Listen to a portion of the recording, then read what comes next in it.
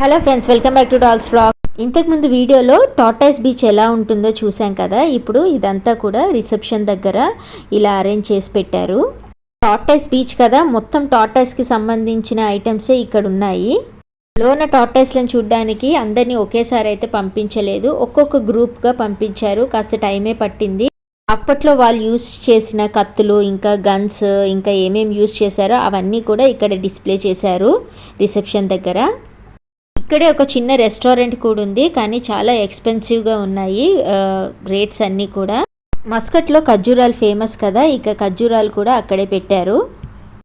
Beach దగ్గర టార్టైస్లను చూడడానికి అయితే చాలా రూల్సే పెట్టారు. పిల్లలు అల్లరి చేయకూడదు, ఇంకా లైట్స్ అవి వేయకూడదు, ఎలాంటి సౌండ్స్ చేయకూడదు అనేసి, ఎందుకంటే అవి చాలా భయపడతాయి అని.